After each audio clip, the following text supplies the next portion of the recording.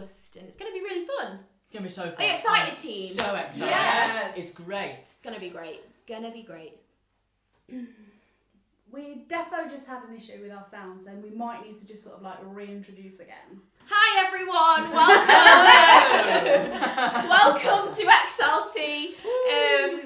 I don't know how much of that I need to redo, but let's just go with it. Okay, here we go again, take two. So XLT is an event that is going to be hosted probably by us two, every second Friday of every month. See that phrase in my head? It's taken me a while to try and like get that one out.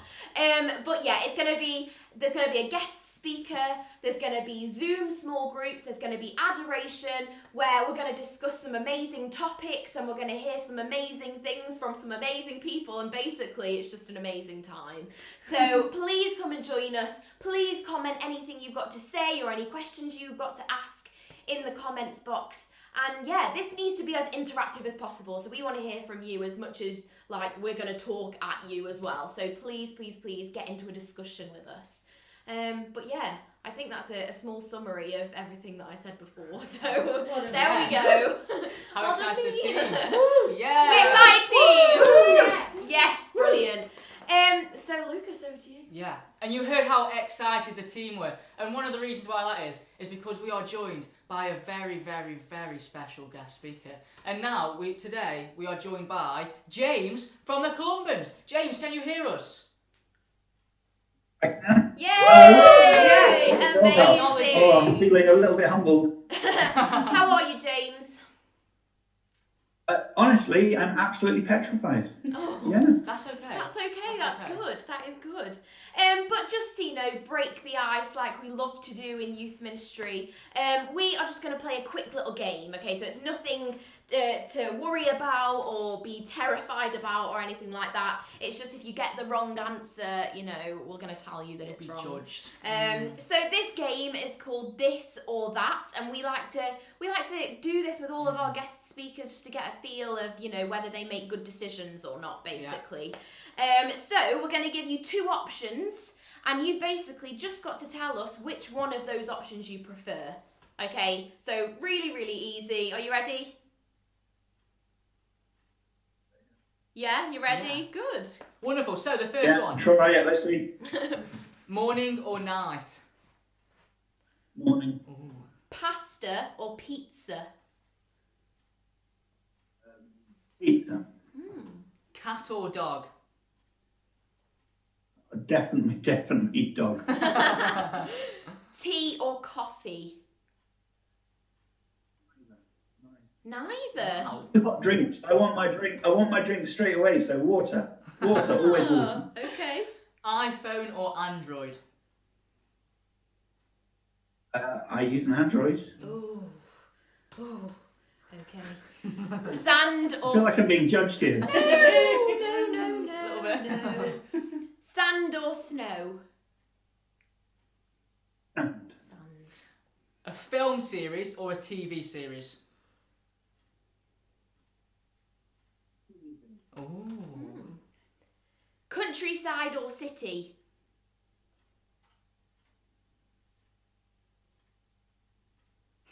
Live in a city, visit the countryside. Okay. Inside or outside? Outside. Ooh. Smoothie or milkshake? Smoothie. Fluffy socks or a blanket? Blanket. McDonald's or KFC? Neither. And then the final one. Pepsi Max or Diet Coke? Whoa! Well, at least it didn't say Diet Coke. This is it. This is a controversial one this evening. Yeah, go. Wonderful. So, just before we carry on, we're just going to introduce what James will be talking to us about, because it's something that really hits hard, especially in this time that we're living in now. So James today is going to be talking about putting faith into action for the good of others. So James, over to you.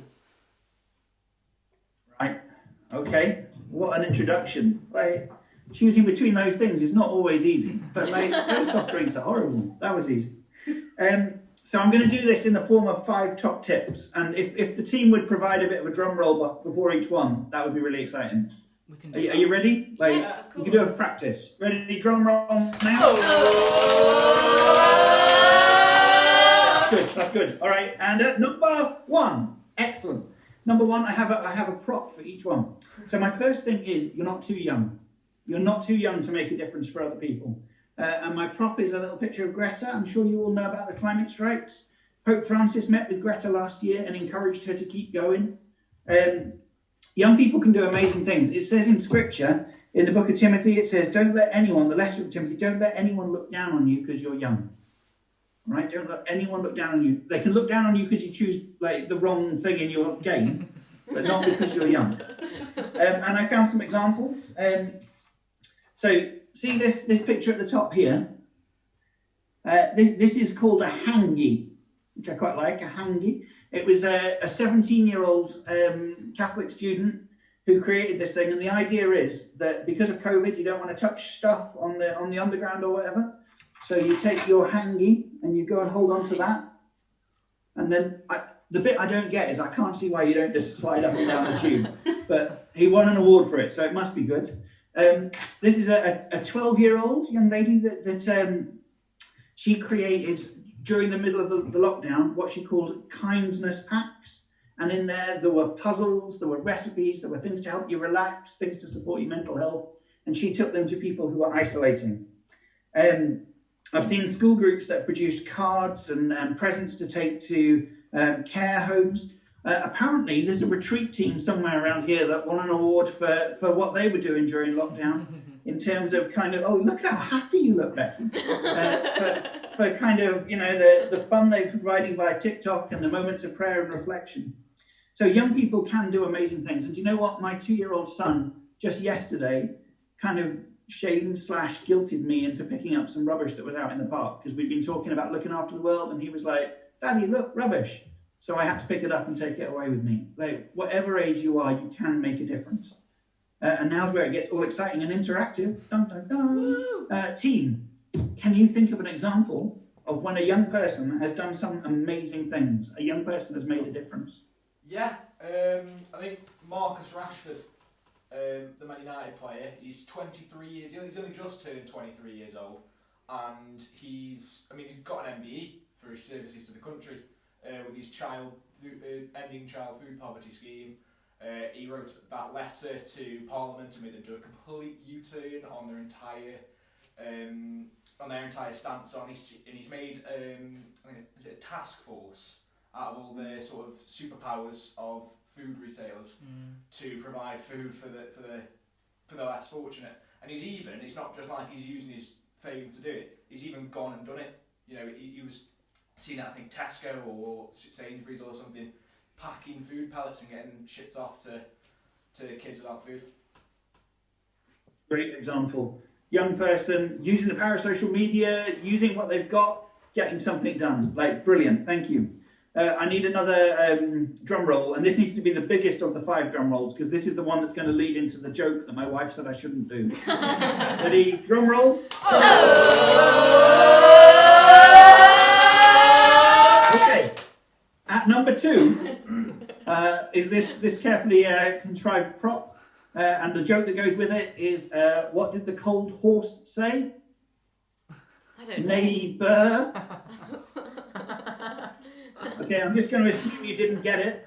If any of you want to go into like international diplomacy, you need to kind of learn. You just have to go. Can we try again? Ready?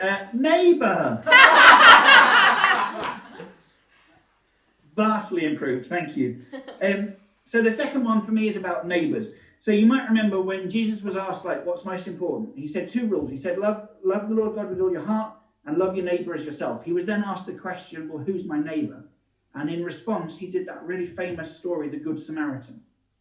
And what's shocking in the Good Samaritan is that it's someone who isn't the expected person who does the helping the person who's been robbed. Yeah, it's the Samaritan. In that time, in that culture, that was the outsider, that was the enemy, that was the other. And they did it. And it's something about making an active choice. And there's a missionary friend of mine who works in Birmingham who said, It's about being neighbours on purpose. And I really like that expression. It's about being neighbours on purpose. In a document recently, Pope Francis said, it's about expanding our circle of friends to really consider part of my circle of interests. All right, so it's consciously, intentionally choosing to expand the people that you care about. And that means kind of noticing where is need, where is the thing that's needed. So being neighbours on purpose. Some examples. So the road next to mine, they do what night was the clapping? Anyone remember the NHS clapping? What night was that? Tuesdays, Thursdays? Thursday. So on that night, what they do is they have a car that drives slowly down the road with the boot open, so that people can come out and put donations to the food bank in it. Right? Just an amazing example of an intentional, all right, we know there's a need, how can we get something to happen? On our road here, so we're in King's Heath in Birmingham. During lockdown, first thing that happened is we have a WhatsApp group for the road, and I'd say about 80% of the road is on it.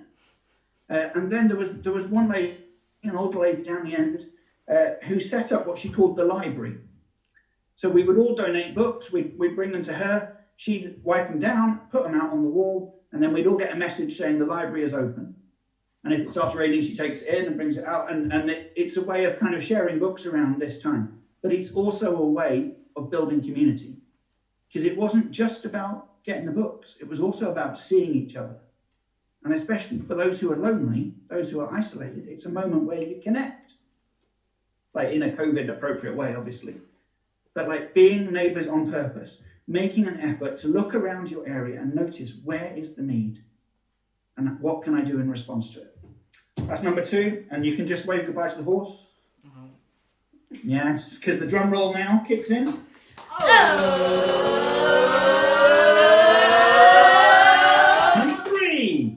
Number three is these two things.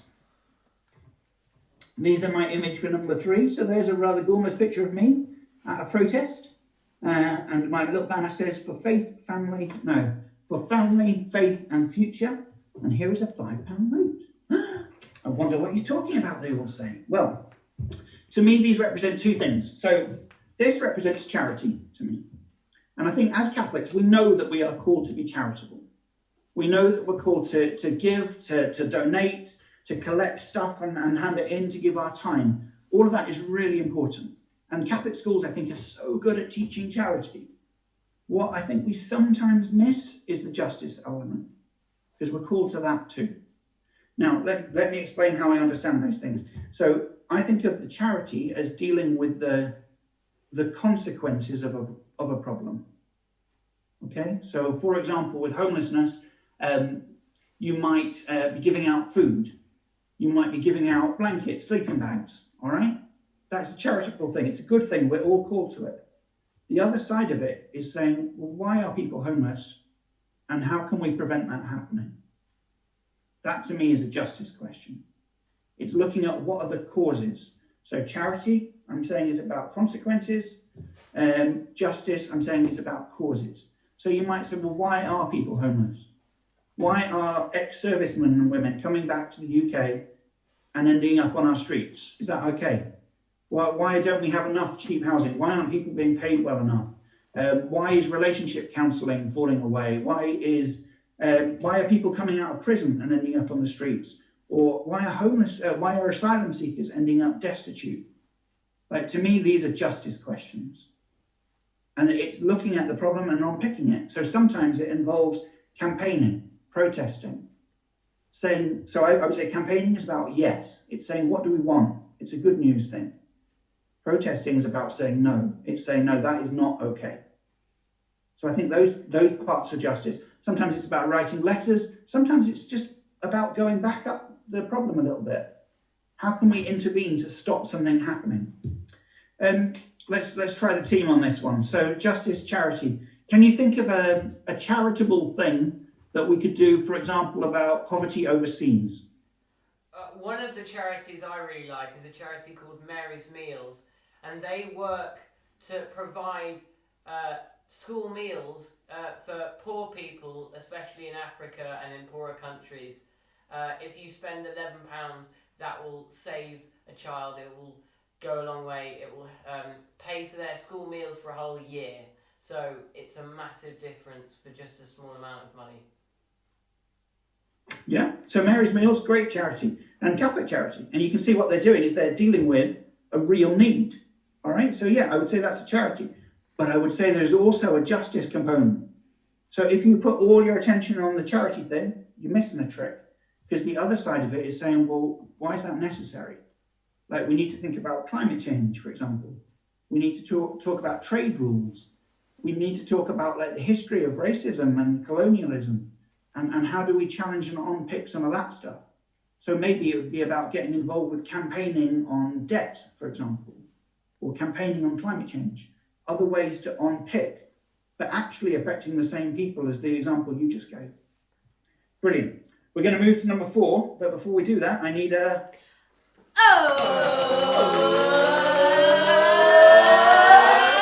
Number four, can you see that? There we go. A jigsaw piece. Jigsaw piece. The point for me with the jigsaw piece is that we are part of the solution. I don't want anyone who listens to this thing to walk away feeling guilty. I don't want anyone feeling like all the weight of all the world's problems are squashing them down. It's not about that. Thankfully, as Christians, we believe that this is God's problem, yeah? God is going to solve it. This is the mission of God. We are part of that solution. But we're not all of it. The weight is not on you, Ellen. It's not on you, Becky. It's not, etc., etc. It's not on us. But we are called to make our contribution. Do you see what I'm saying there? Does that make sense to you? I hope it feels quite encouraging. Like, we're called to do something, but we're not called to do it all. Yeah? So I know with young people, like, there's so many wonderful young people doing stuff. But actually, you've got the weight of your exams and your education and whatever family pressures and friendships. Like, do what you can, but you don't have to do more than you can. It's finding a healthy way to do this stuff, a way that gives you life rather than drains you. And finally, coming in at number 5, ready? Go! Ta-da! Number 5, the object for number 5 is a brush. So this is a brush from the Philippines. It's used like that. There you go, sweeping brush. But what I use it for is to get across this idea of solidarity. Really big concept, but let me show you. If I took one of these things, it's really easy to snap it. Yeah, no problem. I can snap that. But if I take the whole thing, there's no way I can. It's much, much stronger. Together, we are stronger. The other way I've used this one is I use a piece of paper and I go into a school and I say, can you rip it? And they rip it. And I say, well, now can you rip it? And they rip it. And I say, can you rip it? And they rip it.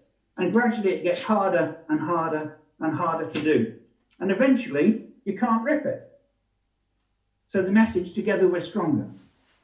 But once I was in a 6th form and I was doing that, and the kid who was trying to rip it, took it, put it in his mouth. He chewed it and looked at me. He sat there chewing it, took it out and went, yeah, I ripped it. Which ruined everything for me. But you get the idea. You get the idea that we're called to do this stuff together. Since the beginning of Christianity, it's been about community. Yeah, that's what parishes are. That's what the Catholic schools are. It's all about community. So all these things I'm saying that we're called to do, that you're not too young, that we'll have to be neighbours on purpose, we have to notice and act on things, that we're called to charity and justice, that we are one part of it. Actually, it's not about doing it on your own, it's about doing it together. So it's doing it with your friends, doing it with a community, joining something that's already happening. All right, that's the end of what I was going to say. I'm now going to see if anyone was listening by asking the team for one thing that you're going to remember. Yeah, I think when you said about you're never too young, I think I've been there before. I thought when I was talking about Marcus Rashford, you know what and things that he's done. I mean, I haven't got 50 million followers on Instagram or £150,000 coming into my bank account every week. But even then, I could still make a change at my young age. I'm only 20, probably. I'm sat there thinking, I can't do anything like what he's doing. But then he's 23. So actually, I can't do to the level that he's doing, but I can do my part, even though I'm only 20. Yeah, brilliant. Let's have one more comment. One more. I really like the idea of what you were saying about being a neighbour to people and about your library on your street. I think especially in difficult times, especially this year, just asking people if they need a hand, or just asking if they're okay. I think that's a big thing to be doing. Becky and Lucas, I hand back to you. Thank you so much, James. That was really amazing. I think really enlightening, and it will have made a lot of people think. So thank you, James. It wasn't as terrifying as you thought, was it?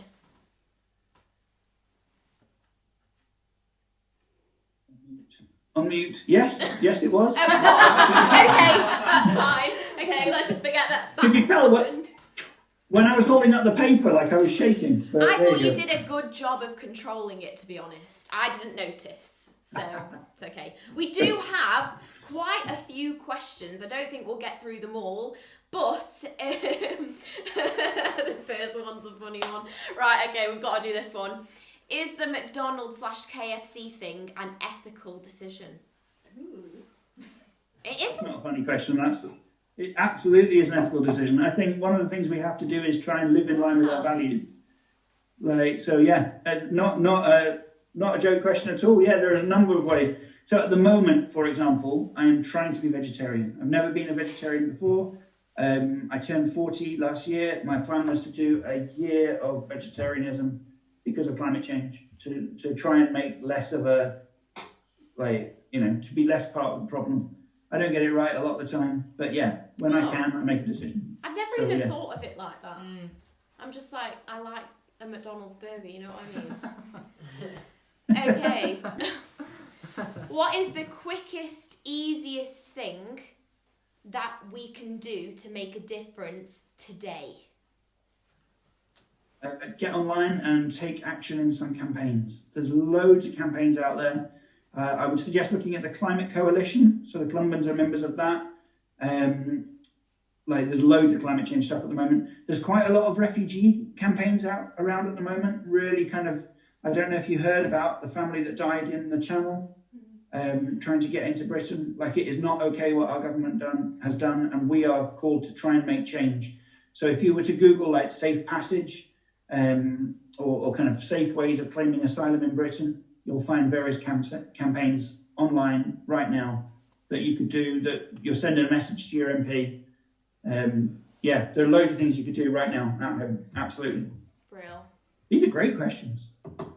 Wonderful. So, another one is, if I was to get behind a good cause and start writing letters or campaigning or fundraising, what should I start with?